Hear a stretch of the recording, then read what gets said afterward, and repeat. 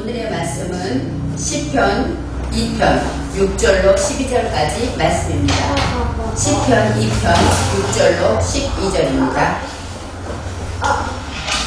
내가 나의 왕을 내 거룩한 산 시온에 세웠다 하시리로다.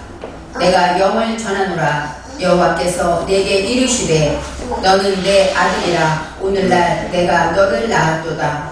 내게 구하라. 내가 열방을 유업으로 주리니 내 소유가 땅끝까지 이르리로다. 내가 철장으로 저희를 깨뜨리며 징글같이 부수리라 하시도다. 그런즉 군왕들아 너희는 지혜를 얻으며 세상의 관원들아 교훈을 받을지어다. 여호와를 경외함으로 섬기고 떨며 즐거워할지어다. 그 아들에게 입맞추라. 그렇지 아니하면 진노하심으로 너희가 길에서 망하리니 그 진노가 급하심이라. 여호와를 의지하는 자는 다 복이 있도다. 아멘. 오늘의 말씀의 제목은 아들에게 입맞추라입니다. 아들에게 입맞추라. 오늘 본문 말씀 6절에 내가 나의 왕을 내 거룩한 산 시온에 세웠다. 우리가 시온의 영광이 빛나는 아침, 그런 찬송이 있죠. 이 시온이라는 것이 아름다운 거룩한 성으로 생각하죠. 하지만 언어에서 보면 치온이라고 합니다. 이 치온이라는 것은 부끄럽고 메마르고 바짝 마른 사막 같은 것을 말하고 있습니다. 내가 나의 왕을 거룩한 산 시온에 세웠다라는 것은 거룩한 산은 뭐예요? 구별된 하루, 생각입니다. 내 안에 푸른 생각이 구별되었을 때 그때 바로 바짝 메마른 그런 땅이 되는 것이죠. 그렇게 갈급하고 바짝 메마른 땅에 하나님께서 왕을 세우셨다. 통치하게 하신다. 이렇게 말씀하시는 것입니다. 그래서 우리가 하나님의 나라가 하나님의 말씀으로 통치하는 것은 어떤 땅이냐? 구별된 생각 안에서 바짝 메마른 땅, 사막처럼 갈라진 그런 메마른 땅에 하나님의 말씀이 통치된다는 것을 말씀하고 있습니다. 이제 7절의 말씀에 내가 영을 전하노라 이렇게 말합니다. 여호와께서 내게 이르시되 너는 내 아들이라. 오늘날 내가 너를 낳았도다. 내가 영을 전하노라 할 때 여기서 이 영이라는 것, 여기서 바로 법령, 여호와의 명령을 말하고 있습니다. 법령은 호크, 새기다, 법령, 조각하다 그런 뜻이에요. 그러니까 하나님의 말씀을 내 정신에 새기고 조각해야 할 것이 바로 하나님의 말씀이라는 것입니다. 여호와의 법령을, 여호와의 말씀을 내가 너희에게 전한다. 너는 내 아들이라. 오늘 아들이 나옵니다. 바로 오늘날 내가 너를 낳았도다. 오늘, 지금 내가 너를 낳았다. 그리고 생각하면 생일이 오늘인가? 이렇게 생각할 수 있겠죠. 그렇지만 여기서 오늘이라는 것은 계몽의 때를 말합니다. 하나님의 말씀으로 계몽되어질 때 그때 아들이 탄생한다는 것이죠. 바로 하나님께서 내 아들이다 하것은 하나님의 말씀으로 내 정신에 세워진 것들이 아들이 된다는 것을 기억해야 합니다. 그래서 오늘의 말씀의 제목이 아들에게 입맞추라인데 바로 오늘 하나님께서 내가 너를 낳았다. 너는 내 아들이라 하실 때 이 아들을 우리는 기억해야 합니다. 계몽의 때에 하나님의 말씀으로 내 정신에 세워진 것들, 그것이 바로 아들입니다. 이제 8절에 내게 구하라. 내게 구하라. 바로 내게 요청해라. 그 다음에 질문해라. 또 원조를 구하다. 이런 뜻이 있습니다. 바로 내게 구하라. 내가 열방을 유업으로 주리니. 여기서 열방은 우리가 생각할 때 이스라엘을 위해서 주변에 많은 나라들을 유업으로 주겠다. 그들을 다스리게 하겠다. 그들을 물리치게 하겠다. 이렇게 들을 수 있습니다. 여기서 열방은 이방 나라라고 말하는데 이방이라는 것은 무엇이냐? 하나님의 말씀으로 세워졌는데 불뚝 튀어나온 것들을 말합니다. 그리고 낯설고 나와 잘 맞지 않는 것들이 이방 나라가 됩니다. 그래서 오늘의 말씀에 이방 나라라는 것은 꼬임입니다. 이 꼬임은 혈기, 내 안에 있는 혈기, 또 민족, 우뚝 솟은 것, 가운데가 불룩한 것. 가운데가 불룩하면 잘 통과가 안 되겠죠. 그런 것들, 내 안에 내가 잘 못하는 것들이 있습니다. 특별히 어떤 사람은 잘 웃지 못하고, 어떤 사람은 칭찬을 잘 못하고, 사람마다 다 못하는 것들이 있어요. 그런 것들을 너에게 상속으로 주겠다. 이렇게 말씀하십니다. 이제 9절의 말씀에 내가 철장으로 깨뜨리고 바로 철장으로 깨뜨리고 질그릇같이 부술 것이다 라고 말씀하십니다. 무엇을 부술까요?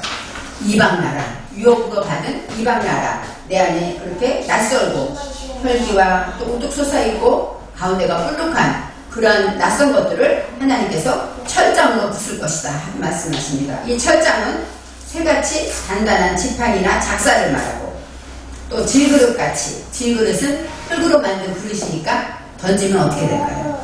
부서지겠죠. 질그릇같이 부수겠다고 합니다. 바로 이 질그릇이라는 것은 곤란하다, 또 파괴하다 이런 뜻이 있습니다. 하나님의 말씀을 이렇게 내 안에 있는 유혹으로 받은 이방나라를 질그릇처럼 부수고 철장으로 깨뜨리게 할 것이다. 이렇게 하나님께서 말씀하십니다. 그래서 10절에 말씀하시기를 여호와를 경외하라. 이제 내가 너에게 아들을 낳았고, 그죠? 그 말씀을 통하여서 통치하게 할 것이며, 그 다음에 내 안에 유혹으로 있는 이방 나라들을 내가 다 부수게 할 것이고, 하나님의 법과 훈계를 잘 지켜라. 10절에 이렇게 나와 있습니다. 그리고 11절에 여호와를 경외하여라.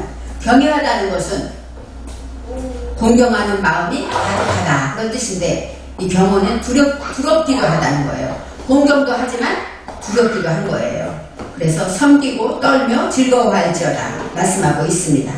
우리가 여호와를 항상 생각하지만 여호와는 지금 우리와 함께 하시고, 지금 이 시간에 우리와 함께 말씀을 듣는 이 시간에도 우리와 함께 하시고, 또 있게 하시고 되게 하시고 하게 하시는 하나님, 바로 지금 역사하시는 그런 하나님을 말하고 있습니다.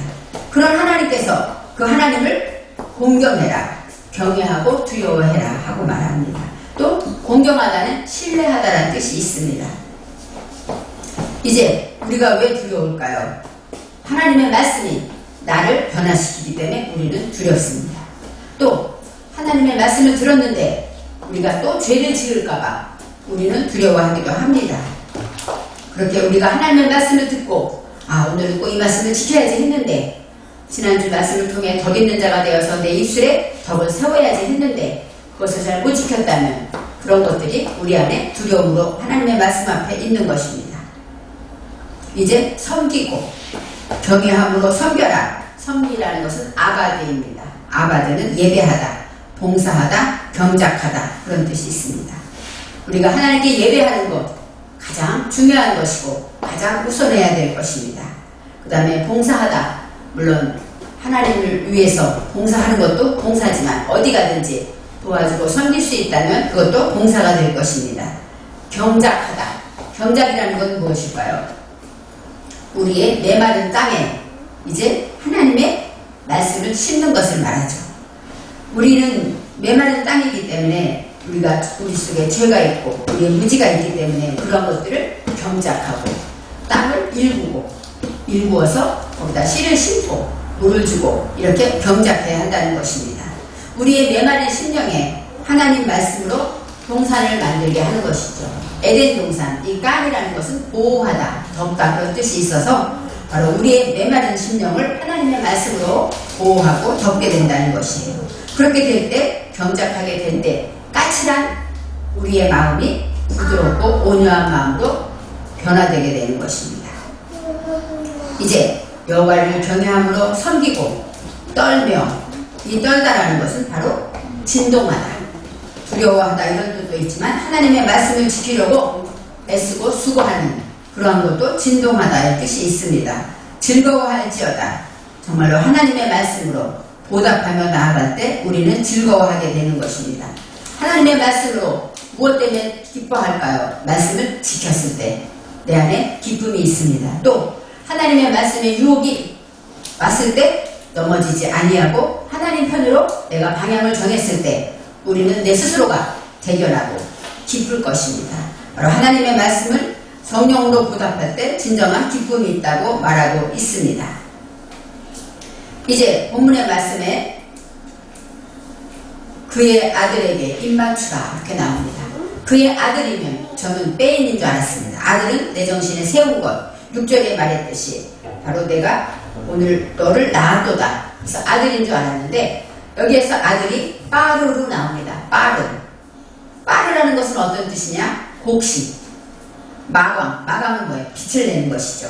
그 다음에 닦다, 분리하다, 깨끗이 하다. 비누의 뜻도 있습니다.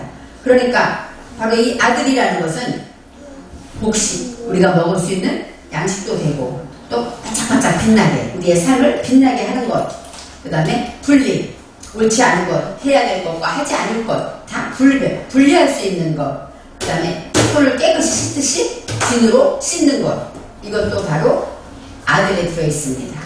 바로 하나님을 향한 마음이 순수하고 순결하게 되는 것이 바로 무엇입니까? 바로 빠르, 아들, 여기서 비누라고 말하고 있습니다. 우리는 생각할 때 아들, 내 정신에 세운 것인데 왜 여기서 빠르라고 나왔을까? 저는 처음에 자음이 비슷해서 이렇게 해석했을까? 이런 생각도 했습니다. 그렇지만 우리가 하나님의 말씀을 듣게 되면, 말씀을 내 정신에 세우게 되면 우리는 어떻게 해야 될까요? 반짝반짝 빛나야죠. 그 다음에 분리해야죠. 깨끗이 순결해야 되죠.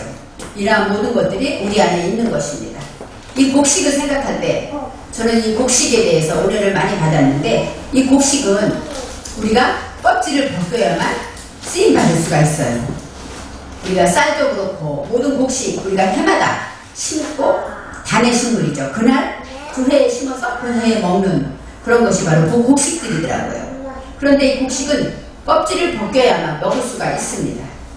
그래서 탈곡하지 않으면 의미가 없습니다. 바로 이 탈곡이라는 것은 무엇일까요? 껍질을 벗기는 고통이 있다는 것이죠.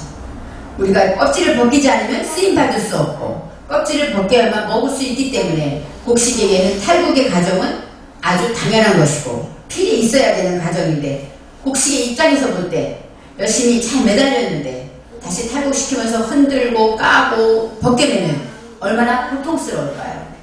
바로 이 탈곡이라는 것은 어떻게 말하면 곡식에게는, 우리에게는 환란, 정신이 없고 체면이 망가지고 이러한 모든 것들이 바로 탈곡의 과정이었습니다. 그러면서 이 곡식에 대해서 생각할 때 벼나 조, 수소 이런 것들이 곡식이 아닙니까? 이 곡식의 대를 보면 우리가 벼를 보면 볏집이 어때요? 가늘잖아요. 그 가는 볏집에 수많은 벼들이 매달려 있는 걸 보면 참 신기하다 이런 생각을 했습니다. 그런데 벼는 익을수록 고개를 숙인다 이런 말을 들을 때 겸손해야지 이렇게 그런 뜻으로 생각했습니다. 그런데 바로 이 곡식대에는 아무것도 없다는 것이에요. 비어 있습니다. 바로 바람이 들어있다는 것이죠. 그래서 이 곡식대가 그 많은 열매를 맺기 위해서 곡식대가 그 바람이 아니고 무엇이 들어있다면 그 모든 영양분이 바로 이 대로 갈 거예요. 그렇지만 어디로 가야 될까요? 알곡에게 가야 되잖아요. 그렇기 때문에 이 하나님께서 만드실 때 이 곡식대에는 아무것도 없습니다. 그리고 공기만, 바람이 들어있음으로 인하여 세워지고 모든 열매와 그 다음에 영양분들은 다 곡식에게 가게 되어 있습니다. 그래서 제가 그것을 보면서 하나님이 참 신기하게 만드셨구나. 우리가 과일이나 이러한 것들은 해마다 그죠? 익은 대로 먹지만 이 곡식은 그 해에 심어서 그 해에 우리가 먹지 않습니까? 이번 추석에도 핵곡식이 나온다고 하는데 이것처럼 이 곡식에는 이렇게 깊은 진리가 있었습니다. 그래서 내가 비지 않으면, 내가 비워서 나는 없고 공기, 바로 하나님의 성령만 그 안에 가득해야 열매를 맺을 수가 있다고 말했습니다. 그리고 또 어떤 생각을 했냐면 십자가를 생각했습니다.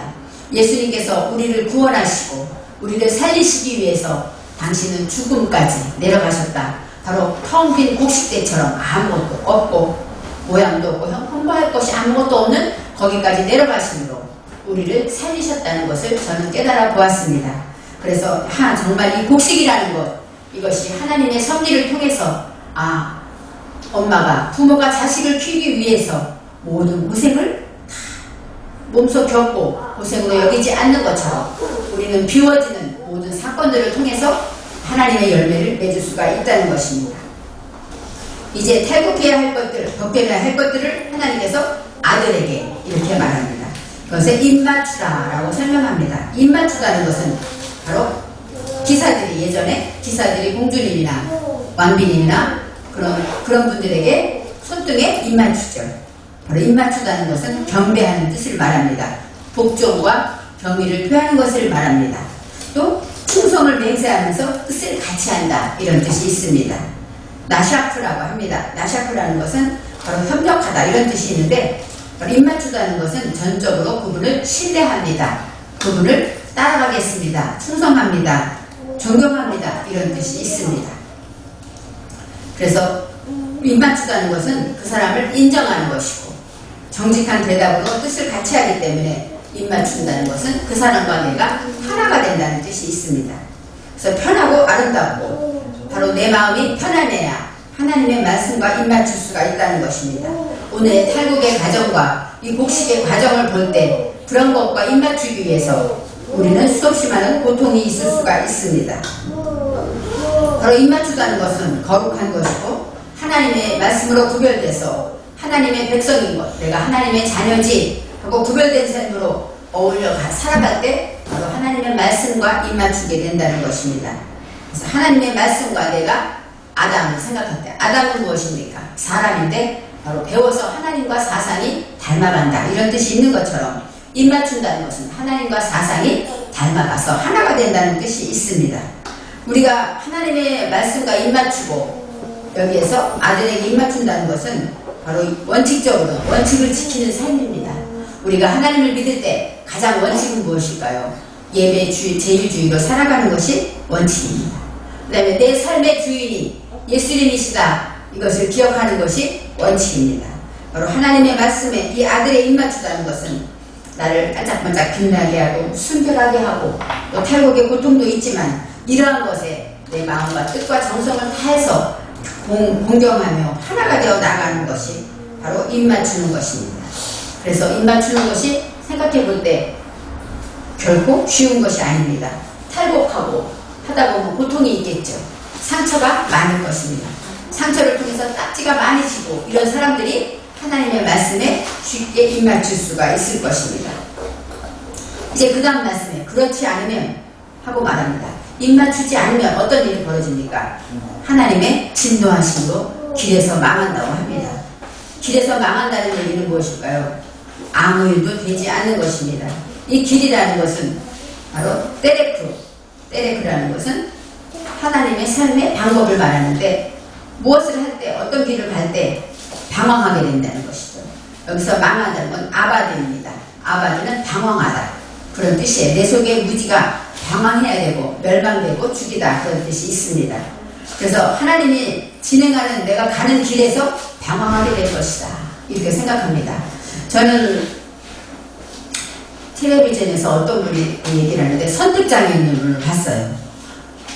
사진 2장을 가지고 고르는데 어느 게 이쁠까 못 골라요. 이걸 했다. 그 다음 날은 이걸 했다가 그 다음 날은 이걸 했다가 내가 속으로 욕을 했어요. 저건 정신병 아니야? 제가 이런 생각 했는데 그 사람은 진짜 방황하겠더라고요. 작은 일. 그게 중요한 일이지만 그것을 며칠을 고민하고 또 했다가 또 다시 고민하고 또 보고 그런 거 보면서 야, 저 사람 참 힘들게 산다. 바로 방황하는 건 그런 것이에요. 아무것도 아닌 일에서 이걸 해야 될지 저걸 해야 될지 무엇을 우선해야 될지 모른다는 것이죠. 또 어떤 말을 해야 될지 또 어떤 순간 어떤 선택을 해야 될지 알지 못하면 우리는 그 삶이 방황하기 때문에 결정되어지는 것이 없고 앞으로 진보되지 못할 것입니다. 그래서 이렇게 하나님의 말씀에 진노하심 아나프라는 것은 씩씩거리고 발을 낸다 이런 뜻이 있는데 바로 하나님의 배워서 하나님의 말씀으로 열어가야 한다는 것입니다. 그렇지 않을 때 우리는 이렇게 발을 내고 어려움이 있다는 것을 알아야 합니다. 마지막에 여호와를 의지하는 자는 다 복이 있도다 이렇게 말합니다. 여호와라는 단어는 없지만 여기서 보라고 나옵니다.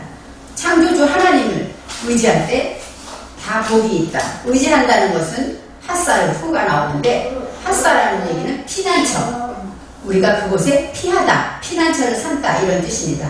즉 여호와가 나의 피난처가 되어야 되는 것이죠. 여호와는 무엇입니까? 지금입니다. 지금 나를 도와주시는 하나님 그분이 나의 피난처가 되면 우리는 어떤 두려움도 어떤 고통도 이겨낼 수가 있습니다. 하나님의 말씀을 듣고 이 시간에 하나님께 나와 예배를 드리며 하나님을 나의 피난처라고 인정하며 하나님을 나의 피난처로 삼는 자는 다 복이 있는데 여기서 어떤 복이 있느냐? 아세르의 복이 있습니다. 이 아세르의 복은 관계의 복이기 때문에 정직하고 직진하고 행복한, 또 행복하다고 말할 수 있는 복이 있다는 것입니다. 여호와를 의지하지 않으면 우리는 두려워할 수 있습니다. 또 염려와 불안과 공포가 찾아오기도 합니다. 요즘같이 코로나 때문에 여러 가지로 많이 제약이 있을 때 우리는 정말 하나님을 의지하고 하나님 앞에 기도하면서 하나님을 나의 피난처로 삼을 때 진정한 관계의 복이 생기는 것입니다. 여호와를 의지하는 자가 바로 진정 오늘의 말씀에 아들에게 입만 트는 자가 아닐까요? 그런 자는 망하지 않습니다. 그래서 우리 모두 복이 있습니다. 우리 추석 명절에 우리가 많은 새로운 사람들, 식구들을 만나고 또 많은 사람을 만났는데 그들을 만났을 때 정말로 기쁘고 반갑고 사랑스럽고 즐거웠다면 여러분은 진정한 관계, 아세르의 복이 있는 것입니다. 혹시 꼴보기 싫은 사람이 있거나 무엇 때문에 속상했거나 너무 힘들었거나 이런 일이 있었던 명절이었다면 우리는 아직 아들에게 입맞추지 못했을 것입니다. 그래서 우리가 항상 오늘의 말씀처럼 아세르의 복을 받기 위해서 우리는 행복하다, 날마다 행복하다고 말할 수 있고 삐뚤어 가지 않고 돌아가지 않고 직진해서 간다면 우리는 시간을 벌 것이고 많은 사람들에게 인정을 받을 것입니다. 그런 복을 받는 자들이 아들에게 입맞춘 자입니다.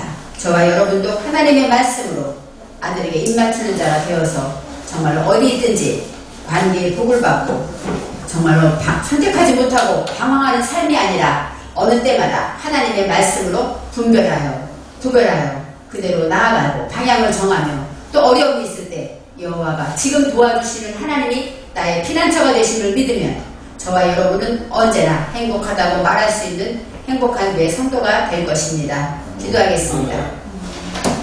사랑의 하나님 감사합니다.